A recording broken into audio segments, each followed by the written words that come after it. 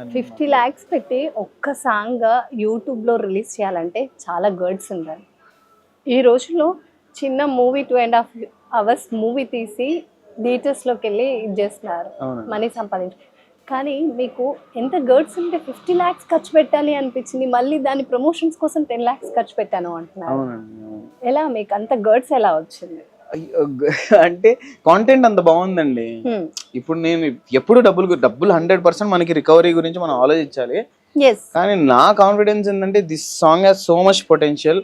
First ఈ recovery ఎన్ని పక్కన పెట్టేస్తే మనం ఇండిపెండెంట్ ఆల్బమ్ సాంగ్ ని ఇంత రేంజ్ లో మనం చెయ్యవచ్చు, ఇంకా మనం స్కేల్ ని పెంచవచ్చు అని చెప్పేసే దాన్నే తీసుకెళ్ళాం.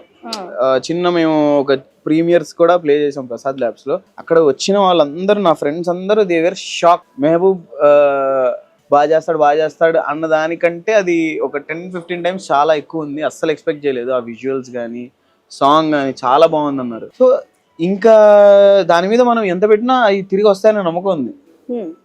సో అందుకనే అది 50,000 అయినా 1,00,000 అయినా మేము ఈ సాంగ్కే కాదు, నా లాస్ట్ సాంగ్ కూడా 100 రూపాయలు అయ్యే చోట కావాలంటే 120 పెడదాం. మనం 100 రూపాయలే అవుతుందంటే లేదు 120 పెడదాం, కానీ బెస్ట్ అవుట్పుట్ తీసుకుందాం. ఇప్పటివరకు ఎవ్వరు చేయనట్టే ఉండాలి సాంగ్. ఆ క్వాలిటీ వైజ్ కానీ, కాస్ట్యూమ్స్ కానీ, హెయిర్ కానీ. మేము అక్కడ 3 countries లో మేము షూట్ చేసినా మాతో పాటు అక్కడి నుంచే హెయిర్ మేకప్ మాట్లాడుకున్నాం, అక్కడి నుంచే మేనేజర్స్ని మాట్లాడుకున్నాం, అక్కడి నుంచే మొత్తం హైర్ చేసుకున్నాం. ఇక్కడ నుంచి మేము 4 వెళ్ళాం, అక్కడి నుంచి ఒక 5-6 మెంబర్స్ని ప్రతి చోట ప్రతి కంట్రీలో ఒక 5-6 మెంబర్ని హైర్ చేసుకొని ఇక్కడంతా సెటప్ చేసుకొని చేసాం.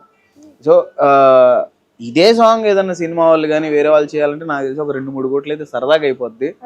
చూస్తుంటే మూవీలో నిజంగా ఇది మూవీలో ఉన్న సాంగ్ ఏమో అన్నంత ఫీల్ ఇచ్చింది సాంగ్ వింటుంటే. మీరు ఇప్పుడు నువ్వే కావాలి సాంగ్ తీసి చాలా సక్సెస్ఫుల్ గా ముందుకెళ్తున్నారు. నెక్స్ట్ ఏం సాంగ్స్ ప్లాన్ చేస్తున్నారు? ఇదే రేంజ్ లో ఉండబోతుందా మళ్ళీ? నెక్స్ట్ నిజం చెప్తున్నా అండి, నేనేం చేస్తానో నాకు తెలీదు.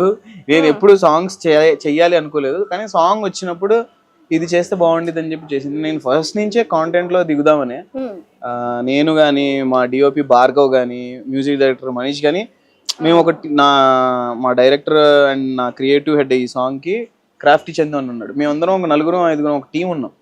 మేము ఏంటంటే ఒక మంచి కాంటెంట్ చేద్దాం, ఒక వెబ్ సిరీస్ ఫిల్మ్ అలాంటిది ఏమైనా చేద్దాం అనుకునే ప్రాసెస్లో మాకు ఒక సాంగ్ వచ్చింది.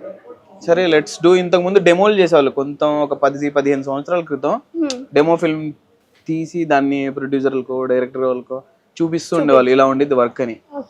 అరే ఇప్పుడు మనం డైరెక్ట్గా వాళ్ళకి కాకుండా మనం ఆడియన్స్ కి చూపించేద్దాం మన వర్క్ ఇలా ఉండిద్ది. అప్పుడు మన దగ్గర నుంచి ఇంకా ఏదొచ్చినా వాళ్ళు ఆదరిస్తారు, వీళ్ళు బాధిస్తారా అని చెప్పేసి అలా అని చెప్పి మంచులో తీసాం కాదల్ కుర్సీ అని. సో దానికి బ్లాక్ బస్టర్ రెస్పాన్స్ చాలా బాగా వెళ్ళింది. ఆ వీడియో 2 లక్షల రీల్స్ ఉన్నాయి దాని మీద. సో చాలా బాగా వచ్చింది. ఆ తర్వాత కూడా మేము కాంటెంట్ చేసేద్దాం అనే లోపు మా కథ ఇంకా అవుతుంది. ఒక కథ అనుకుంటున్నాం, ఆ కథ ఇంకా ప్రీ ప్రొడక్షన్ లో ఉంది, లేదు ఇంకా బాగా చేద్దాం అనే దాంట్లో ఈ లోపు ఈ సాంగ్ వచ్చింది. ఈ సాంగ్ మాకు ఎంత నచ్చిందంటే, అంటే మేము అనుకునే సబ్జెక్ట్ కి ఈ సాంగ్ కి సంబంధం లేదు. So this is full stylish, అది వేరే ప్రాపర్ అది కాంటెంట్.